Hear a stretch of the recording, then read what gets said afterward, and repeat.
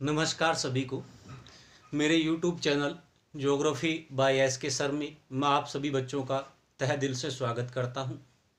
हम राजस्थान के ज्योग्राफी पढ़ रहे हैं और राजस्थान की ज्योग्राफी में अब तक हमने 5 या 6 टॉपिक पढ़ चुके हैं, जिनमें से एक सबसे बड़ा टॉपिक राजस्थान के भौतिक डिवाइडेशन का पढ़ा था हमने। और आज हमारा जो दूसरा कॉन्सेप्ट हम प्रारंभ करने जा रहे हैं वो राजस्थान की नदियों का एक बहुत ही बड़ा जाल है राजस्थान के अंदर नदियों का, जो एग्जाम पॉइंट ऑफ व्यू से बड़ा हार्ड पर्सन रहता है। अक्सर बच्चे इस राजस्थान के जाल की नदियों के चक्रव्यूह के अंदर फंस जाते हैं। कौन सी नदी कहाँ बहती है, किन किन जिलों के अंदर जाती है, उसका प्रवाह तंत्र क्या है, उसकी सहायक नदियाँ कौन सी है, अगर वो नदी कहाँ से उसका उद्गम हो रहा है, वो कहाँ पर विलुप्त होती है, वो किस का हिस्सा है, अरब सागर में जाएगी या बंगाल की खाड़ी में जाएगी या अंतः प्रवाह प्रणाली के अंदर जाएगी। तो ये हमारा नदियों का जो एक राजस्थान में बड़ा जाल बिछा हुआ है, ये बड़ा एग्जाम पॉइंट ऑफ व्यू से टफ रहता है। तो हम प्रारंभ कर रहे हैं राजस्थान की नदियाँ। राजस्थान की नदियों के अंदर देखिए, सबसे पहले अगर हम बात करते हैं राजस्थान की नदियाँ, तो राजस्थान की नदियाँ 3 पार्टों के अंदर डिवाइडेशन करके हम पढ़ेंगे। पहला जो हमारा पढ़ने का रहेगा वो रहेगा अंतः प्रवाह प्रणाली की नदियाँ, दूसरा जो हमारा रहेगा वो रहेगा अरब सागर की नदियाँ, और तीसरा जो हमारा पार्ट रहेगा वो रहेगा बंगाल की खाड़ी की नदियाँ। ये चीज़ समझिएगा, कभी अंतः प्रवाह प्रणाली की नदियाँ क्या है, अरब सागर की नदियाँ क्या है, बंगाल की खाड़ी की नदियाँ क्या है। देखो, मैं एक छोटा सा डायग्राम बना रहा हूँ राजस्थान के लिए। जैसे कि हमारा अगर हम बात करते हैं, ये राजस्थान का मैपिंग, राजस्थान के अंदर अगर हम बात करते हैं भी क्या चीज़ें हैं, ये बंगाल की खाड़ी क्या है, अंतः प्रवाह प्रणाली क्या है। अब देखो, हमारे क्या है राजस्थान में, राजस्थान की अगर हम बात करते हैं, भारत के इस साइड में आप देखते हो तो भारत के इस साइड में अरब सागर पड़ता है, और यहाँ पर आप देखते हो तो भारत के बंगाल की खाड़ी का हिस्सा आता है। अगर कोई भी नदी जिसका उद्गम हम राजस्थान के अंदर पढ़ रहे हैं, तो जैसे कोई राजस्थान की नदी है, राजस्थान की किसी भी नदी का उद्गम होता है, और वो उद्गम के बाद में अगर अपना जल किसी शाखा, किसी भी वितरिका के माध्यम से अपना जल अगर वो अरब सागर में लेके आ रही है, तो वो नदी कौन सी कहलाएगी, अरब सागर की नदी कहलाएगी। ये हमारा अरब सागर। कोई भी नदी अगर अपना जल किसी भी शाखा के माध्यम से, किसी भी वितरिका के माध्यम से अपना जल अगर अरब सागर तक पहुंचा पाती है, तो वो नदियां अरब सागर की नदियां कहलाएगी। वैसे ही कोई भी नदी अपना जल, जैसे चंबल है, चंबल देखो एमपी से निकलती है, राजस्थान में बहने के बाद में यमुना में जाके मिलती है। यमुना नदी अपना जल कहाँ पे लेके आती है, बंगाल की खाड़ी में। तो किसी भी सहायक नदी के माध्यम से कोई भी नदी अगर अपना जल बंगाल की खाड़ी तक पहुंचा पाती है, तो वो नदियां बंगाल की खाड़ी की नदियां कहलाती हैं। अब ऐसी कंडीशन, किसी भी नदी ने अपना जल अगर अरब सागर तक पहुंचाया तो वो अरब सागर की नदी बन गई। अगर किसी नदी का जल बंगाल की खाड़ी में गया तो वो बंगाल की खाड़ी की नदी कहलाई। परंतु कुछ नदियां ऐसी होती हैं जिनका जल न तो अरब सागर तक पहुंच पाता है और न ही बंगाल की खाड़ी तक पहुंच पाता है। वो नदियां कहीं से उद्गम होकर बीच रास्ते में ही कहीं विलुप्त हो जाती हैं, और ऐसी नदियों को हम कहते हैं अंतः प्रवाह प्रणाली की नदियां। तो अंतः प्रवाह प्रणाली की नदियों के माध्यम से आप क्या समझे, कभी ऐसी नदी जिनका जल न तो अरब सागर में पहुंचे और न ही उनका जल बंगाल की खाड़ी तक पहुंच पाए, वो नदियां क्या कहलाएगी, अंतः प्रवाह प्रणाली की नदियां कहलाएगी। और राजस्थान में ये तीनों ही प्रवाह प्रणालियां हैं। अंतः प्रवाह प्रणाली की भी नदियां हैं राजस्थान में, अरब सागर की भी नदियां हैं राजस्थान में, बंगाल की खाड़ी की भी राजस्थान में नदियां हैं।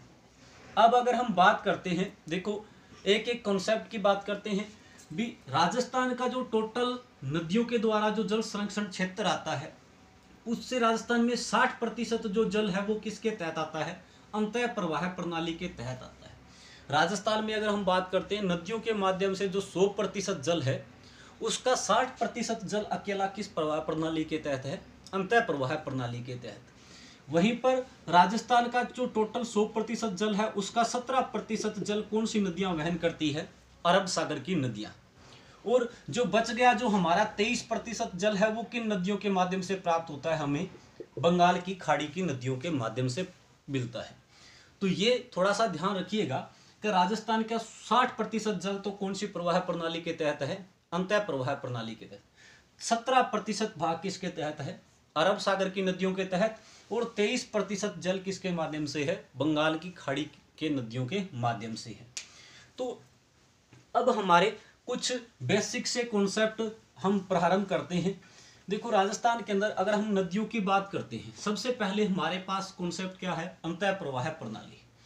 अब हमारा क्या है, एक क्वेश्चन इस प्रकार से बनता है कि निम्न में से कौन सी नदी अंतः प्रवाह प्रणाली के तहत नहीं आती। तो हमें 4 नदियां दे दी जाती है ऑप्शन के अंदर, और हमें प्रश्न में से एक नदी चुनना होता है कि भाई इनमें से कौन सी नदी ऐसी है जो अंतः प्रवाह प्रणाली के तहत नहीं आती है। जैसे कि मैं कहूँ घग्गर, जैसे कि मैं कहूँ आपकी कांतली, काकनी, और चौथा ऑप्शन अगर हम लूणी का डालते तो। अब हमें 4 में से एक चुनना है, भी निम्न में से कौन सी नदी अंतः प्रवाह प्रणाली की नहीं है। इसलिए हमें क्या है, नदियों का पता होना चाहिए भी कौन सी नदी अंतः प्रवाह प्रणाली में है, कौन सी अरब सागर के तहत आती है और कौन सी बंगाल की खाड़ी के तहत आती है। देखिए अभी हम पूरा कॉन्सेप्ट पढ़ेंगे नदियों का, और पूरा कॉन्सेप्ट सारी नदियों का पढ़ेंगे। लास्ट के अंदर कुछ बच्चे जो ट्रिक के माध्यम से पढ़ते हैं, तो उन्हें मैं ट्रिक दे दूंगा कि भी कौन सी नदी अंतः प्रवाह प्रणाली की है, तो वो आप निकाल पाओ भी ये सारी नदियां अंतः प्रवाह प्रणाली की है। फिर इधर से कौन सी नदी अरब सागर की है, तो उसकी ट्रिक बता दी जाएगी भी कौन सी नदियां अरब सागर के तहत आती है और कौन सी बंगाल की खाड़ी के तहत आती है। अभी मैं आपको बड़ा बड़ा बता रहा हूँ, एक बार ध्यान दीजिएगा। देखो अंतः प्रवाह प्रणाली के तहत आने वाली नदियों के अंदर प्रमुख नदियां कौन सी है। जैसे हमारी घग्गर नदी है, अंतः प्रवाह प्रणाली के तहत आती है। दूसरी काकनी नदी है, काकनी नदी। तीसरी अगर हम बात करते हैं कांतली नदी है, कांतली नदी अंतः प्रवाह प्रणाली के तहत आती है। अगर इसके बाद में हम बात करते हैं तो देखो रूपारेल नदी है, रूपारेल इसी के तहत आती है। इसके बाद में देखो मेंथा नदी है, मेंथा इसी के तहत है। साबी नदी है, मेंथा है, साबी है, ठीक है। इस प्रकार से हमारी ये नदियां हैं, रूपारेल है, मेंथा है, साबी है। इसके अलावा अगर हम बात करते हैं खारी नदी, खारी नदी भी इसी के तहत है। इसके अलावा खंडेला जो नदियां हैं तो वो भी इसी के तहत है। तो हमारा पहले हमारा बेसिक क्लियर होना चाहिए। ट्रिक के माध्यम से आप एक बार रट लोगे कि भी हाँ ये नदियां है, ठीक। ट्रिक हमेशा सोल्यूशन नहीं है किसी भी चीज का। जब तक हमारा कॉन्सेप्ट क्लियर नहीं होगा, जब तक सब्जेक्ट क्लियर नहीं होगा, तब तक ट्रिक कोई काम नहीं कर पाएगी। अगर हम ट्रिक का एक शब्द भी भूल गए कहीं पर तो सारा गड़बड़ हो जाएगा सिस्टम। तो कम से कम बेसिक याद रखिए कि भी हाँ ये नदियाँ सीधे जहन में आते ही, जैसे घग्गर, कांतली, काकनी, रूपारेल, साबी, मेंथा, रूपनगढ़, ये जो नदियों का चार्ट बनता है ये सीधा पता होना चाहिए, हाँ ये अंतः प्रवाह प्रणाली की नदियाँ हैं। जैसे सोम, माही, जाखम, साबरमती, पश्चिम बनास, लूणी, ये सारी नदियाँ अरब सागर के तहत है।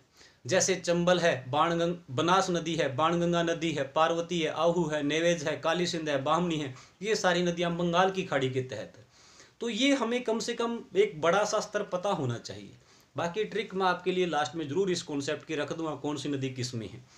तो आज का हमारा जो चैप्टर हम प्रारंभ करने जा रहे हैं वो क्या रहेगा, अंतः प्रवाह प्रणाली की जो राजस्थान में नदियां हैं उनका वर्णन हम पढ़ने प्रारंभ करेंगे। ध्यान रखना, अंतः प्रवाह प्रणाली के तहत राजस्थान का कितने प्रतिशत जल ग्रहण क्षेत्र आता है, 60%। नदियां हैं कौन सी, घग्गर, कांकली, कांतली, रूपारेल, मेंथा, साबी, खारी, रूपनगढ़, ये जो नदियां हैं वो इसी के तहत आती है। तो प्रारंभ करते हैं हम अपनी एक एक नदी को लेकर, कौन सी नदी कहां पर किस प्रकार से उसका विस्तार है।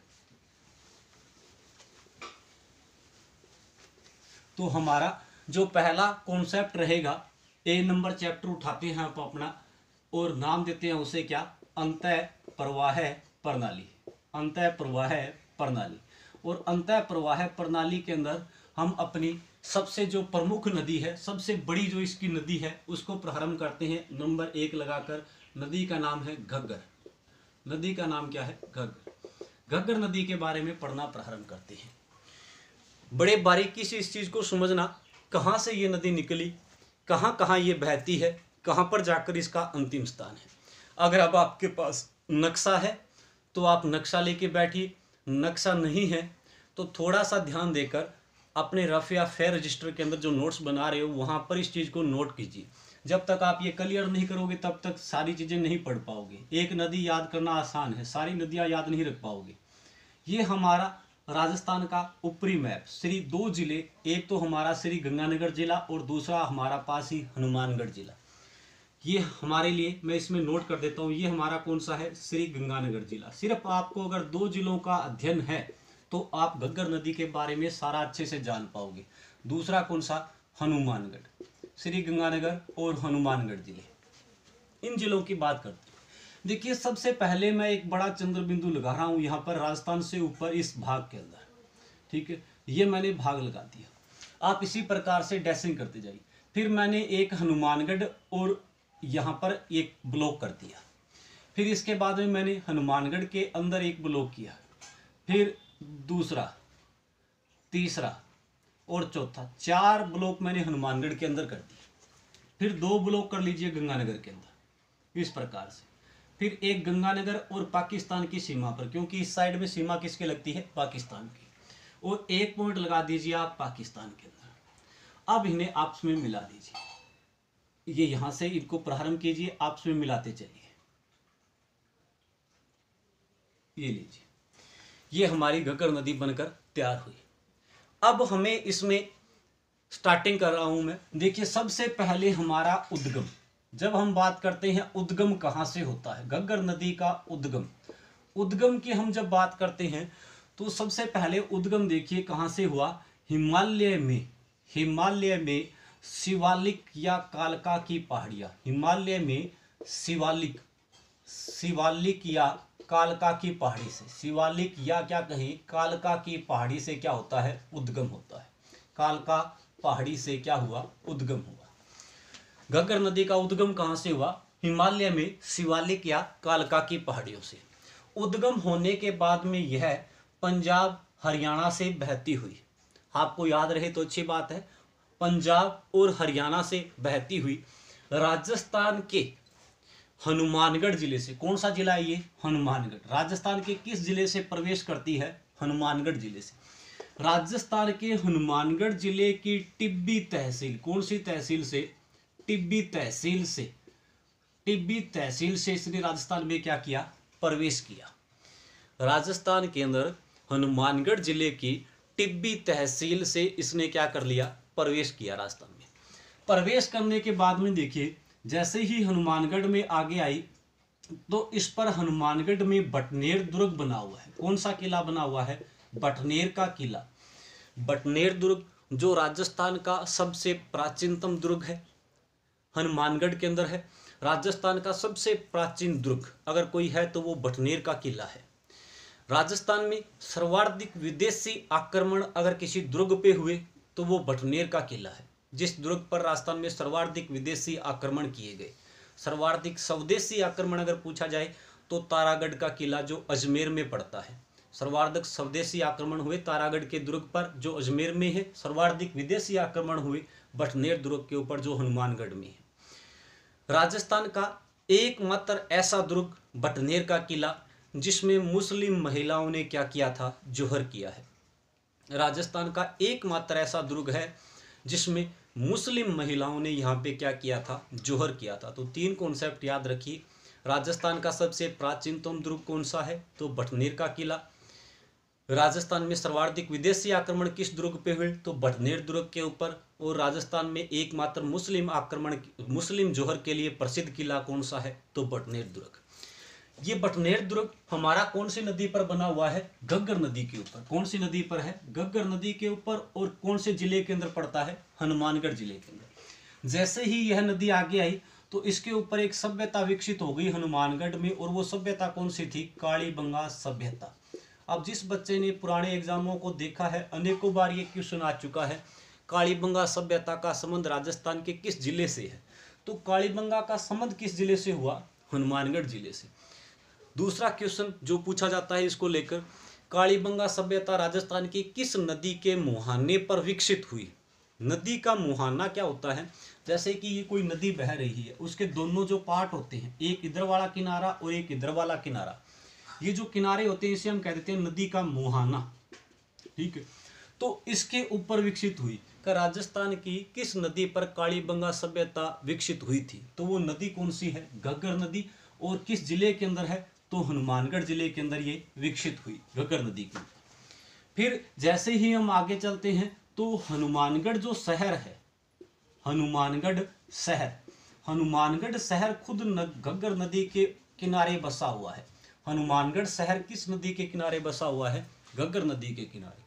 जब कभी आपको मौका मिले हनुमानगढ़ के अंदर भ्रमण करने का, तो आप क्या देखोगे, हनुमानगढ़ दो पार्टों में डिवाइडेशन है, एक हनुमानगढ़ जंक्शन है और एक टाउन है, और दोनों के मध्य से एक नदी निकलती है और वही नदी है हमारी घग्गर नदी। तो एक हनुमानगढ़ को दो भागों में विभाजित करने वाली नदी है घग्गर। हम ये कह सकते हैं कि अभी हनुमानगढ़ शहर जो है वो कौन सी नदी के किनारे बसा हुआ है? तो हनुमानगढ़ पूरा का पूरा कौन सी नदी के किनारे बसा हुआ है? घग्गर नदी के किनारे बसा हुआ है। या हम ये कहें कि नदी के पाट से नीचा बसा हुआ शहर है हनुमानगढ़। ठीक, फिर देखिए थोड़ा सा आगे चलते ही इसी घग्गर नदी पर हनुमानगढ़ जिले में एक और सभ्यता विकसित हुई जिसका नाम है रंगमहल सभ्यता। रंगमहल सभ्यता। तो ये हमारे हनुमानगढ़ में इस नदी से संबंधित पॉइंट क्या क्या है? कभी हनुमानगढ़ में इस नदी से क्या क्या प्रारंभ हुआ? तो ये हमारे हनुमानगढ़ में सबसे पहले हनुमानगढ़ के टिब्बी तहसील से प्रवेश किया, फिर बटनेर दुर्ग इसी नदी के किनारे बसा हुआ, कालीबंगा सभ्यता इस नदी के किनारे विकसित हुई, हनुमानगढ़ शहर खुद घग्गर नदी पर बसा हुआ, रंगमहल सभ्यता भी घग्गर नदी के किनारे हनुमानगढ़ में विकसित हुई। फिर श्री गंगानगर के दो शहर, एक तो श्री गंगानगर का सूरतगढ़ शहर श्री गंगानगर का इसी नदी के किनारे बसा हुआ है। दूसरा श्री गंगानगर का ही अनूपगढ़ शहर। ये दोनों जो श्री गंगानगर के शहर हैं वो दोनों के दोनों किस नदी के ऊपर बसे हुए हैं? घग्गर नदी के ऊपर। तो सूरतगढ़ शहर, अनूपगढ़ शहर। देखिए नदियों का चैप्टर अगर आपने मुझसे पढ़ा तो यकीन मानिए आपकी इतनी सारी चीज़ें मैं क्लियर करवा दूंगा।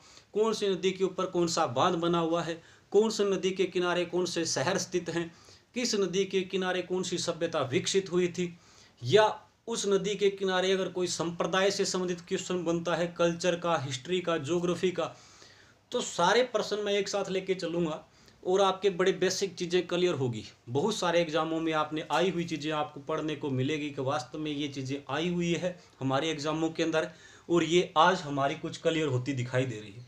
बस आप अपना फोकस बना के रखिए, मुझे कोई जल्दबाजी नहीं है, बड़े प्यार से धीरे धीरे पढ़ा रहा हूँ टॉपिकों को। काफ़ी लंबा टाइम पड़ा है, हमारा ज्योग्राफी से संबंधित वीडियो बनाने का चैनल है, हम ज्योग्राफी कंप्लीट करने की कोशिश करेंगे ताकि आपको ऑल ओवर एग्जामों में ये वीडियो काम में आए। न कि अकेला कॉन्सेप्ट मेरा ये नहीं है कभी ये कांस्टेबल के लिए स्पेशल है या पटवारी के लिए है। किसी भी एग्ज़ाम में जहाँ पर ये टॉपिक आते हैं वहाँ पर आपको ये सहायता देंगे, चाहे वो कितना भी बड़ा एग्ज़ाम हो, चाहे वो कितना छोटा एग्ज़ाम हो। देखिए फिर हमारा अगला पॉइंट ये है कि पाकिस्तान में घग्गर नदी कहाँ से प्रवेश करती है, कौन सा वो पॉइंट है जहाँ से पाकिस्तान में इसने प्रवेश किया। तो हमारा यहाँ पर देखिए कि पाकिस्तान के बिंजोर, ये शब्द यहाँ रखना, बिंजोर, कुछ बुकों में लिखा होता है बिंदौर, बिंजोर नामक स्थान से पाकिस्तान में इसने क्या कर लिया? प्रवेश कर लिया। पाक के अंदर प्रवेश कहाँ से किया? तो पाक में बिंजोर नामक स्थान से घग्गर नदी पाकिस्तान में प्रवेश कर जाती है।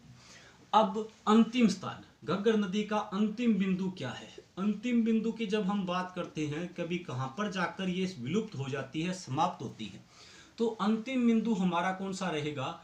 फोर्ट अब्बास। और फोर्ट अब्बास कहाँ पे पड़ता है? पाक के अंदर।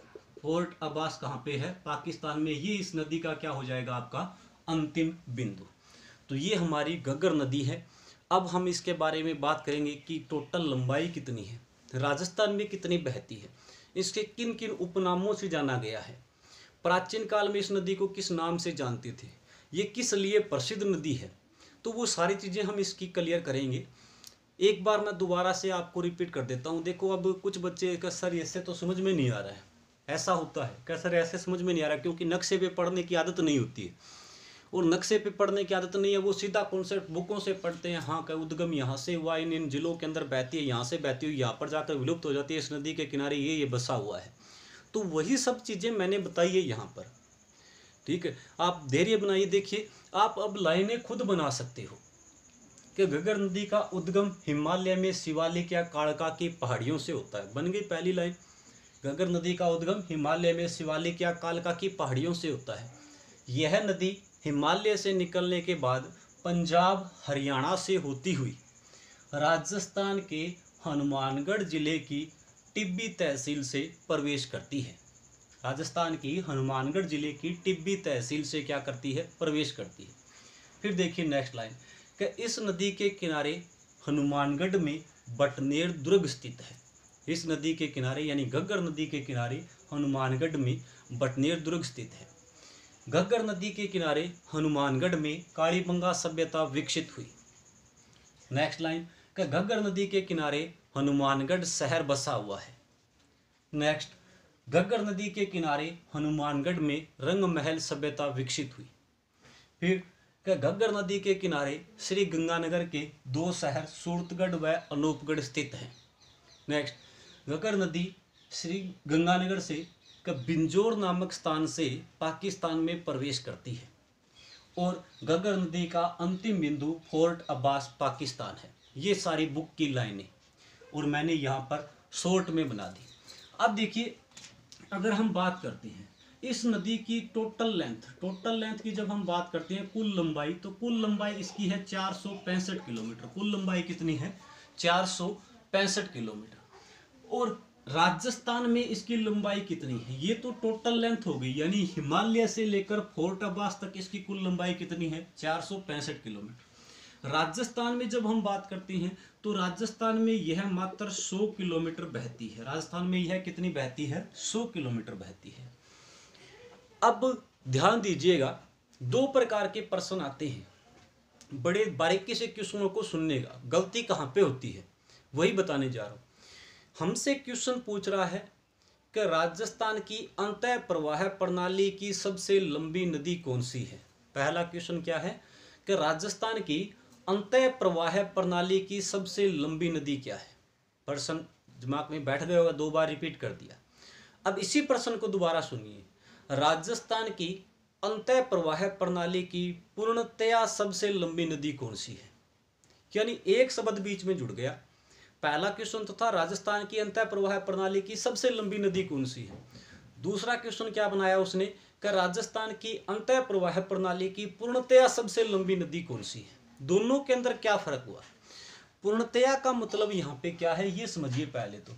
जैसे कि हमारा ये राजस्थान, ठीक है, अब राजस्थान के अंदर कोई भी नदी का राजस्थान से ही उद्गम हो और वो राजस्थान में ही कहीं पर विलुप्त हो जाए, किसी भी अन्य जिले के अंदर या किसी भी अन्य देश के अंदर न जाए, तो उस नदी की लंबाई जो होती है वो उसे क्या कहा जाता है? पूर्णतया कहा जाता है। पूर्णतया वो राजस्थान की ही है, वो राजस्थान से ही निकली, राजस्थान में विलुप्त हो गई। अब देखो, क्या घग्गर नदी पूर्णतया राजस्थान की है?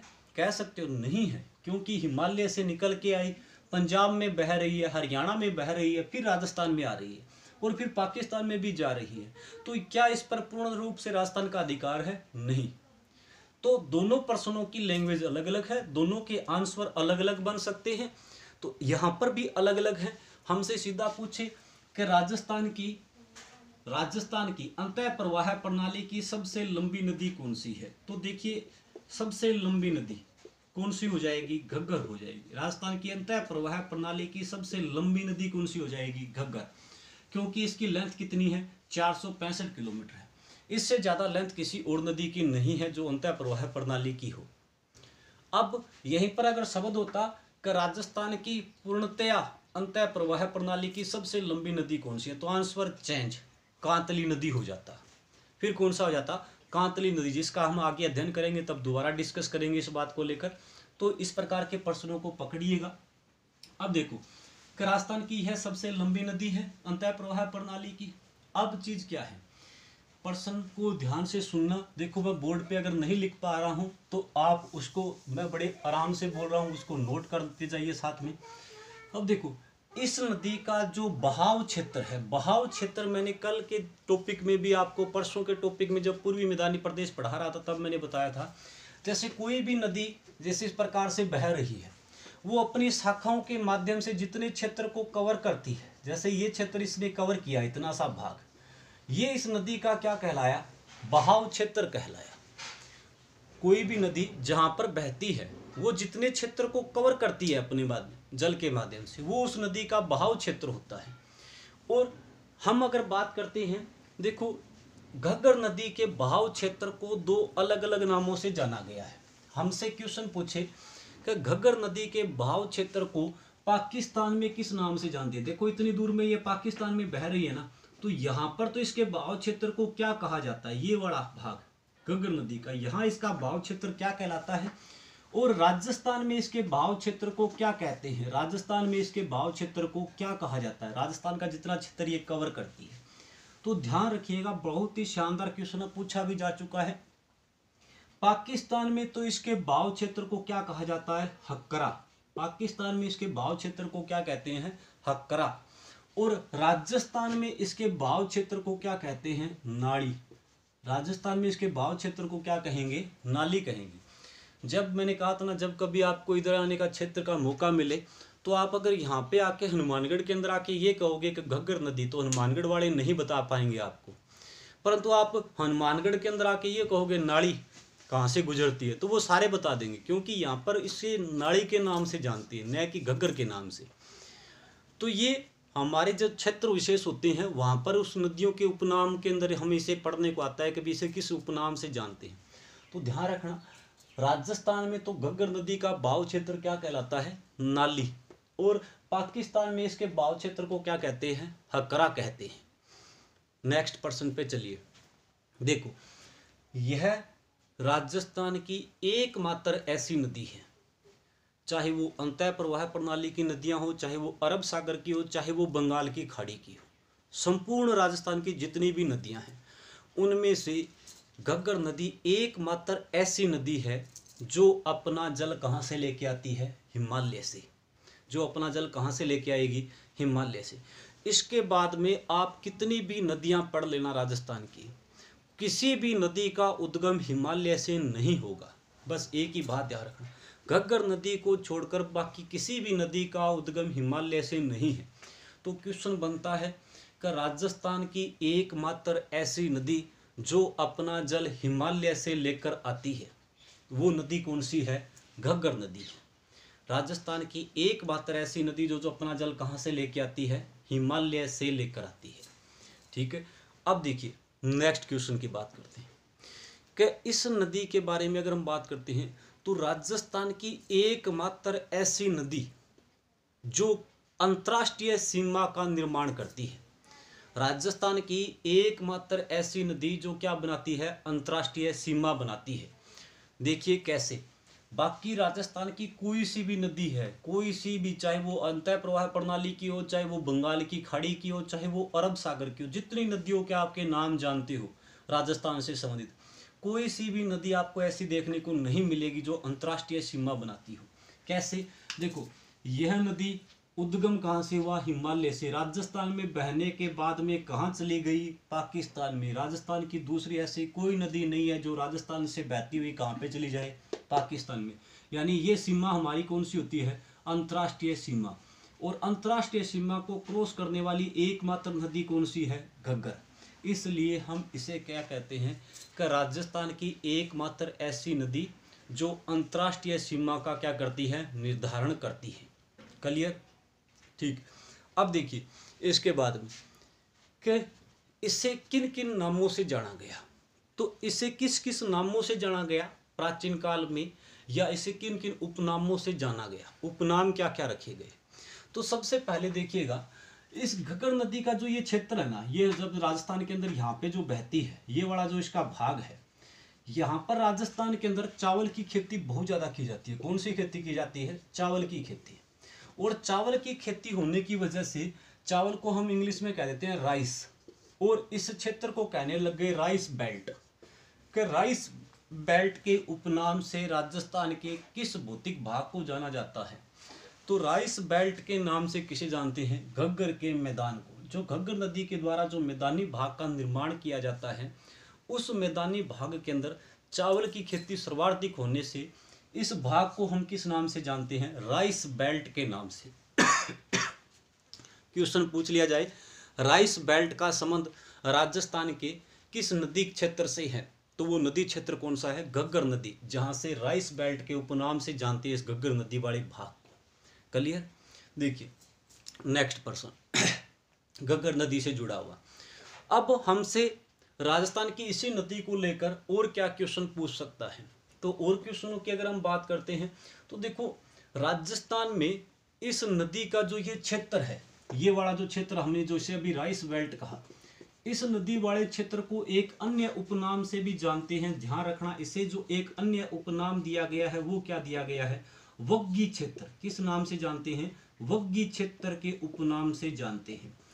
ध्यान रखना, घग्गर के मैदान को किस उपनाम से जानते हैं? तो एक तो हमारा कौन सा हो गया? राइस बेल्ट, चावल की खेती की वजह से, और दूसरा इसे किस नाम से जानते हैं? वग्गी क्षेत्र के उपनाम से जानते हैं। वग्गी क्षेत्र, घग्गर के मैदान को किस उपनाम से जानते हैं? तो वग्गी क्षेत्र के उपनाम से जानते हैं। किस लिए प्रसिद्ध है? तो राइस बेल्ट के लिए प्रसिद्ध है, चावल की खेती के लिए प्रसिद्ध है। क्लियर? अब देखिए इसके बाद में क्या बचता है हमारा? उपनाम। कभी इस नदी के क्या क्या उपनाम है, ये मैं मिटा रहा हूँ, अगर आपने नोट कर लिया होगा तो बीच का क्षेत्र मैं मिटा देता हूँ। ठीक है, देखिए उपनामों की जब हम बात करते हैं, इन्हें किन किन उपनामों से जाना गया? तो उपनामों के अंदर देखिए, घग्गर नदी को प्राचीन काल में कहा जाता था सरस्वती। क्या कहा गया? सरस्वती नदी के उपनाम से जाना गया। ठीक है, प्राचीन काल में इसे किस उपनाम से जाना गया? सरस्वती के उपनाम से जाना गया। ठीक है, फिर इसी को कहा जाता है देशद्वती। देशद्वती नदी, इसे ही किस उपनाम से जानते हैं? देशद्वती के उपनाम से जानते हैं। इसे ही क्या कहा जाता है? नट नदी। इसे ही क्या कहते हैं? नट। इसे ही क्या कहते हैं? नाड़ी। इसे ही क्या कहते हैं? मर्त नदी। इसे ही क्या कहते हैं? सोत्तर नदी। ये इसके उपनाम हैं। नट, नाड़ी, मर्त, सोत्तर, सरस्वती और देशद्वती। नट, नाड़ी, मर्त, सोत्तर, सरस्वती, देशद्वती के उपनाम से जानते हैं। 88 नंबर। तो ये इसके उपनाम है सारे के सारे।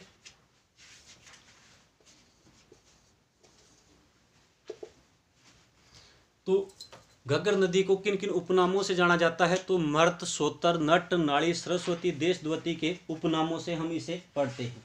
ठीक है, तो अब देखिए इसके अंदर एक चीज और है कि भी इससे जो इसका उपनाम है, एक जो हमारा इसका उपनाम पढ़ने को आता है कि सरस्वती, कि सरस्वती की जो आज हम कहते हैं, प्राचीन काल में कहते हैं कि भी यहाँ पर सरस्वती नदी बहा करती थी, और वर्तमान में सरस्वती का स्थान किसने ले लिया? घग्गर नदी ने ले लिया।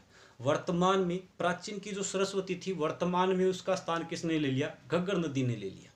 और सरस्वती की पहचान करने वाले कौन थे? एक क्वेश्चन जो बहुत ही हार्ड और ऊपर लेवल का क्वेश्चन है, जो आज तक कभी वैसे पूछा नहीं गया है, परंतु इसकी पहचान करने वाले कौन थे? तो ध्यान रखना, सरस्वती नदी की पहचान करने वाले जो व्यक्ति थे वो 1869 ईस्वी के अंदर, 1869 ईस्वी के अंदर इसकी पहचान की थी R.S. लोथसम ने इसकी पहचान की थी। बाकी कभी पूछा नहीं गया है। 1869 ईस्वी के अंदर R.S. लोथसम के द्वारा इसकी पहचान की गई थी। तो ये हमारी घग्गर नदी से जुड़ा हुआ पूरा कॉन्सेप्ट था। बड़ी नदी है, आज के दिन हम एकमात्र घग्गर नदी के अंदर ही अध्ययन कर पाए, क्योंकि बहुत बड़ी है। अब दूसरी अगर कोई नदी करवाऊंगा तो वो आप कर नहीं पाओगे। कल का जो हमारा वीडियो रहेगा वो अंतः प्रवाह प्रणाली की नदियों को कॉन्सेप्ट को कंप्लीट कर देंगे हम कल के दिन में, क्योंकि अब जो अंतः प्रवाह प्रणाली की नदियां बची है वो बिल्कुल छोटी छोटी नदियां हैं। जो सबसे बड़ी नदी थी उसके बारे में हम अध्ययन कर चुके हैं कि भी कहाँ से निकलती है, कहाँ पर जाकर अंतिम बिंदु होता है। एक बार पुनः मैं रिपीट कर देता हूँ पूरी की पूरी नदी को, थोड़ा सा फास्ट करूँगा क्योंकि आप नोट कर चुके हो। जल्दी जल्दी मैं इसको रिपीट करता हूँ, इससे जुड़े रहिएगा। देखिए, सबसे पहले घग्गर नदी का उद्गम हिमालय में शिवालिक या कालका की पहाड़ियों से हुआ। यह पंजाब हरियाणा से बहती हुई राजस्थान के हनुमानगढ़ जिले की टिब्बी तहसील से प्रवेश करती है। राजस्थान में बटनेर दुर्ग इस नदी के किनारे है। राजस्थान की कालीबंगा सभ्यता इस नदी के किनारे विकसित हुई। राजस्थान में रंग महल सभ्यता इस नदी के किनारे हुई। राजस्थान का हनुमानगढ़ शहर इस नदी के ऊपर बसा हुआ है। फिर हमने पढ़ा श्री गंगानगर के सूरतगढ़ और अनूपगढ़ शहर इस नदी के किनारे विकसित हुए। बिंजोर नामक स्थान से यह पाकिस्तान में प्रवेश कर गई और फोर्ट अब्बास में जाकर ये क्या हो जाती है, समाप्त हो जाती है। इस नदी की कुल लंबाई 465 किलोमीटर, जिसमें से यह 100 किलोमीटर राजस्थान में बहती है। यह अंतः प्रवाह प्रणाली की राजस्थान की सबसे लंबी नदी है। यह राजस्थान की एकमात्र ऐसी नदी है जो अंतर्राष्ट्रीय सीमा का निर्धारण करती है। यह राजस्थान की एकमात्र ऐसी नदी है जो हिमालय से अपना जल लेकर आती है। इस नदी क्षेत्र के अंदर हमने दो चीज़ें पढ़ी कि पाकिस्तान में इसके बहाव क्षेत्र को हकरा कहा जाता है, वहीं पर राजस्थान में इसके बहाव क्षेत्र को नाड़ी के नाम से जानते हैं। फिर हमने पढ़ा कि इस क्षेत्र को, जो घग्गर नदी का क्षेत्र है, वो राइस बेल्ट, चावल की खेती के लिए प्रसिद्ध होने की वजह से इसे राइस बेल्ट के नाम से जानते हैं। घग्गर नदी के ही मैदानी भाग को हम वग्गी क्षेत्र के उपनाम से जानते हैं। वहीं पर हमने इसका अध्ययन किया कि अभी राजस्थान के अंदर इसे सरस्वती, देशवती, नट, नाड़ी, सोतर और मर्त के उपनामों से जानते हैं। और सरस्वती नदी की पहचान करने वाला जो व्यक्ति था 1869 में R.S.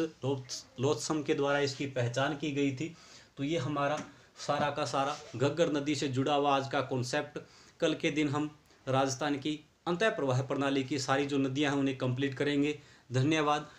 ज़्यादा से ज़्यादा इसे लाइक करें, शेयर करें, सब्सक्राइब करें ताकि और बच्चों को भी इसका फ़ायदा मिल सके। धन्यवाद।